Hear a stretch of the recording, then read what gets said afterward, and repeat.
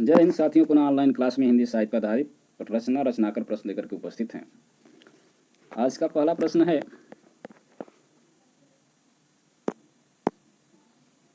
धाम को गांव प्यार ते जानव, ज्ञान विषरस भोरे, सूर सो बहु कहे न रहे रस, गुलर को फल फोरे। इसमें अंतिम पंक्ति का क्या अर्थ है? तो हम व्याख्या में चलते हैं। ये कई बार यहाँ अर्थ सुनने से अच्छा है कि व्याख्या में ही हम देख लेते हैं।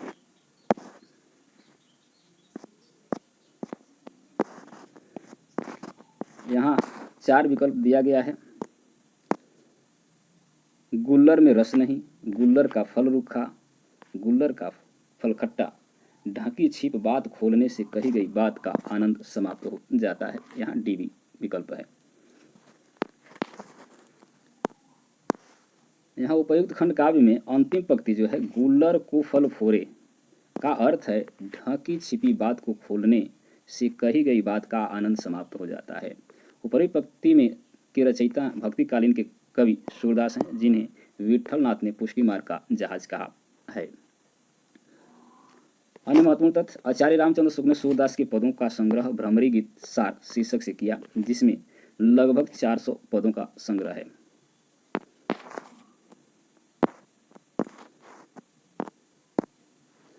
नगेंद्र ने इनकी रचना सुरसागर को संगीत कुश कहा, अमृतलाल ने खंजन नयन कहा, आचार्य रामचंद्र शुक्ल ने वात्सल्य का सम्राट, जीवनोत्सव का कवि कहा, हजारी प्रसाद द्विवेदी ने सुरसागर को स्त्री चरित्र का विशाल काव्य कहा। यानी 4 आलोचक हैं, आलोचनाओं में अपने अपने वक्तव्य दिए हैं, इनको याद रखना है। अगला प्रश्न है, माधव हम परी नाम निराशा, यह काव्य पंक्ति किस कवि की है? तो ये है विद्यापति। ग्रियर्सन ने कहा था, हिंदू धर्म की सूर्य का अस्त भले हो जाए, राधा और कृष्ण में मनुष्य की श्रद्धा और विश्वास भले ही न रहे, और कृष्ण की प्रेम लीलाओं के प्रति भक्तों का जो अनुराग है वह भले ही न रहे, तब भी विद्यापति के गीतों के प्रति जो प्रेम है वह पाठकों के हृदय में से कभी न हटेगा। जीवन के अंतिम क्षणों में उन्हें निराशा होती है, उनका लौकिक स्नेह आध्यात्मिक अनुराग बन जाता है। वे कहते हैं कि अपने कर्मों के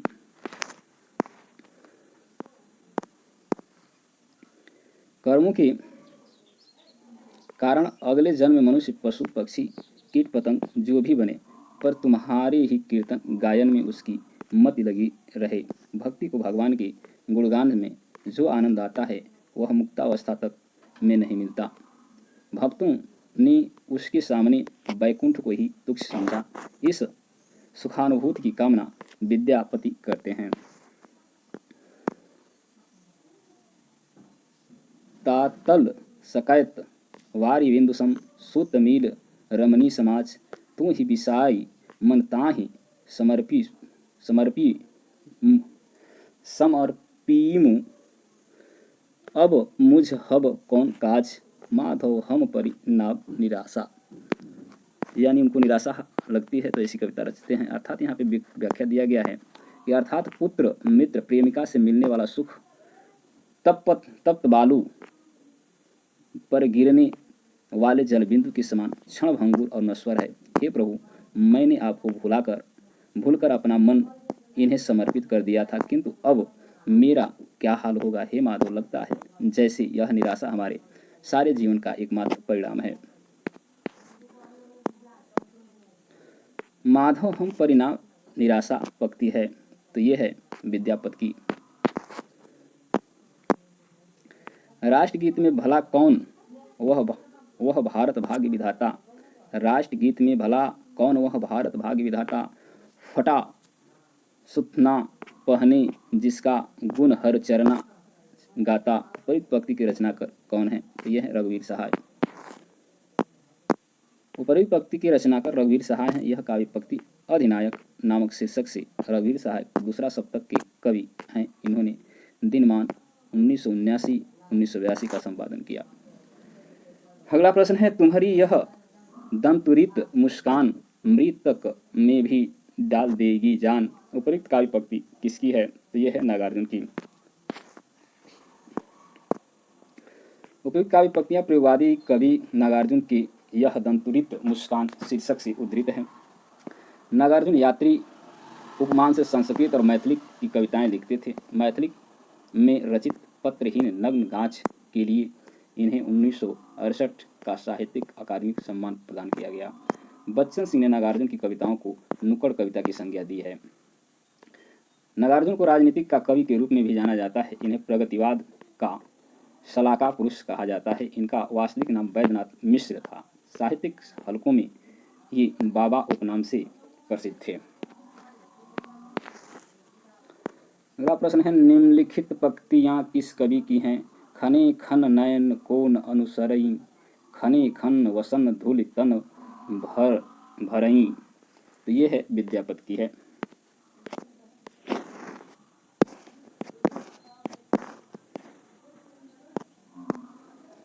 उपर्युक्त पंक्तियां आदिकालीन कवि विद्यापति द्वारा रचित पदावली से उद्धृत है। इस प्रसंग में नायिका के नक्सिक सौंदर्य को विद्यापति ने जिस ढंग से अंकित किया है वह अपूर्व है।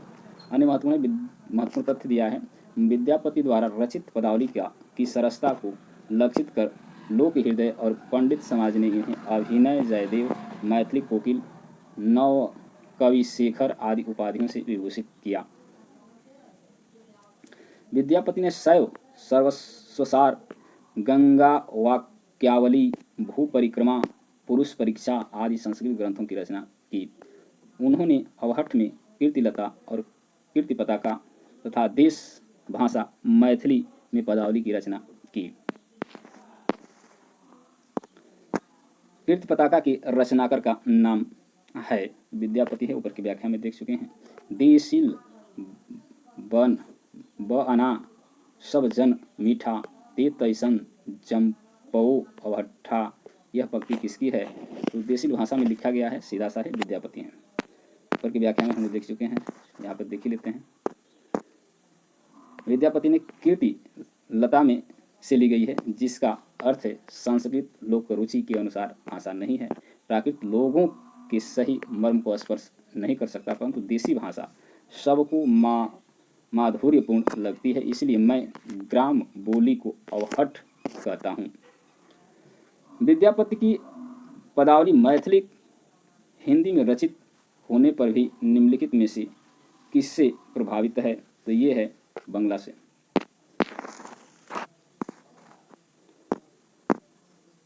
आदिकालीन कवि विद्यापति रचित पदावली मैथिली भाषा में रचित होने पर भी बंगला भाषा में से प्रभावित है। यह कृति विद्यापति की कीर्ति का आधार है। इसी रचना के कारण इन्हें मैथिली कोकिल तथा अभिनव जयदेव की उपाधि मिली है। निम्नलिखित में से कौन सी रचना केशवदास की नहीं है? तो यहाँ है बी, भू परिक्रमा, क्योंकि भू परिक्रमा विद्यापति की रचना है। ऊपर की व्याख्या में हम लोग पढ़े थे। भू परिक्रमा केशवदास की रचना नहीं है, बल्कि है किसकी? विद्यापति की।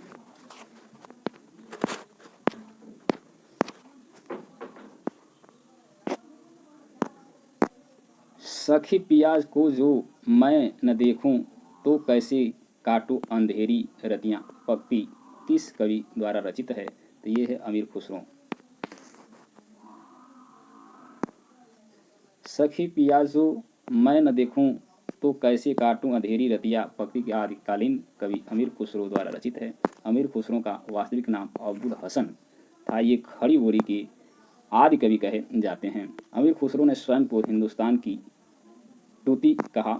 इनकी प्रमुख रचनाएं खालिक बारी, सहेलियां, मुकरियां, दो सुखने आदि हैं। लोगन कवित्व की वो खेल कर जानो है, इस काव्य पंक्ति के रचयिता हैं। तो ये हैं ठाकुर जी। लोग कवित्व की वो खेल करी जानो है, काव्य पंक्ति के रचयिता रीतकालीन कवि ठाकुर हैं। लाला भगवान दीन रचित संपादित ठाकुर ठसक इनकी प्रसिद्ध रचना है। अन्य महत्वपूर्ण तथ्य, रीतकालीन में ठाकुर नाम से 3 कवि हुए, जो असनी की ब्रह्मभट्ट तथा तीसरे बुंदेलखंड के, और जिनका पूरा नाम ठाकुरदास है। घनानंद लोग हैं लगी कवित बनावट, मोह हिते मोह रे कवित बनावट। उस महत्वपूर्ण पंक्तियां यहाँ पे दिया गया है। घनानंद ने ये कहा है कि लोग हैं लगी कवित बनावट, मोह हिते मोह रे कवित बनावट। ठाकुर ने कहा सीख लीन्हो मीनी मृग खंजन कमल नयन। भिखारी दास ने तुलसीदास गंग दुबव है सुकविन के सरदार। बोधा जी ने कहा यह प्रेम को पंथ कराल महा तरवारी की धार पे धावनो है। चिंतामणि ने इस आजू मैं कुंदन बेली लखी मणि मंदिर की रुचि वृंद भरे। द्विजदेव ने कहा है सूर्य ही की भार सुधे सबद सुखी हिरण की मंदिर त्याग कर अनत कहूँ नय गौन। सूर कवित सुन कौन कवि जो नहीं सिर चालन करे। सूरदास के संबंध में यह प्रशस्त कथन किसका है? तो यह है नाभादास का। सूरदास के संबंध में नाभादास का कथन है सूर कवित सुर कौन कवि जो नहीं सिर चालन करे। उक्ति बीच अनुप्रास वरण अवस्थित अति भारी वचन प्रीति निर्वाह अर्थ अद्भुत तुकधारी प्रतिबिंबित दिवी दृष्टि हृदय हरि लीला भासी। चलिए अगले प्रश्न 29 पृष्ठ पर चलते हैं।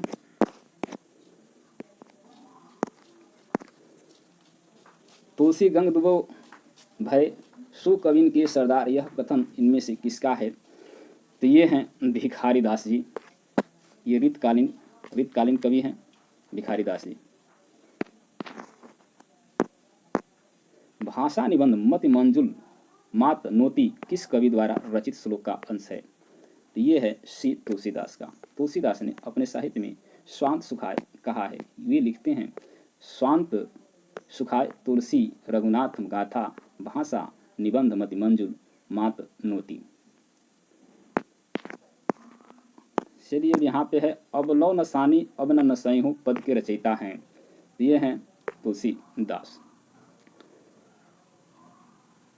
व्याख्या में वही है तुलसीदास जी हैं। पायो जी मैंने राम रतन धन पायो। प्रस्तुत पंक्ति की रचयिता का नाम क्या है? तो यहाँ सी विकल्प होगा मीराबाई।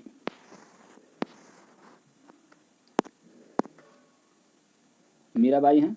प्रमुख संग्रह है नरसी जी का मयार गीत गोविंद टीका राग गोविंद राग सोठा के पद इत्यादि की रचनाएं हैं। राग गोविंद किसका ग्रंथ है? तो अभी हम लोग देखें यहाँ पे राग गोविंद, यहाँ पे राग गोविंद यानी मीराबाई डी विकल्प होगा। तुम म्यारे घर आओ जी प्रीतम प्यारा चुन चुन कलियां मैं सेज बनाऊं भोजन करूं मैं सारा। ये किनकी पंक्ति है? तो ये पंक्ति से ही लगता है कि मीराबाई हैं। एक विकल्प सही है। कविता यहाँ पे देखनी, ये पंक्ति श्री कृष्ण की अनन्य उपासिका मीराबाई द्वारा रचित है। ये मीराबाई के पद में संकलित है। प्रेम को एथन कराल महा तरवार की धार पे धावनो है, इस पंक्ति के रचयिता हैं। तो ये हैं बोधा जी। ऊपर की व्याख्या में हम लोग देखे थे दूसरे इसके पहले वाले पृष्ठ में।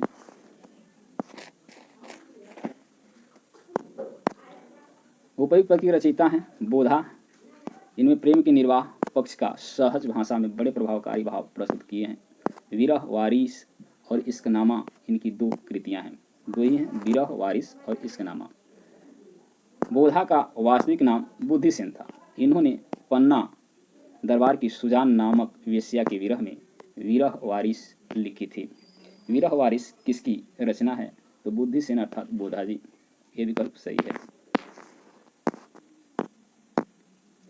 सगुण अलंकारन सहित दोष रहित जो होई शब्द अरथ ताको कवि विविध कहत सब कोई। काव्य विषयक यह परिभाषा इनमें से किस आचार्य कवि की है? तो यह है चिंतामणि की। आचार्य चिंतामणि ने अपने प्रसिद्ध ग्रंथ कविकुल कल्पतरु के प्रथम प्रकरण में ही गुणों के संबंध में विशद विवेचना की है। उन्होंने अपने ग्रंथ के आरंभ में ही काव्य का लक्षण प्रस्तुत करते हुए गुणों के महत्व का ज्ञापन इस प्रकार किया है।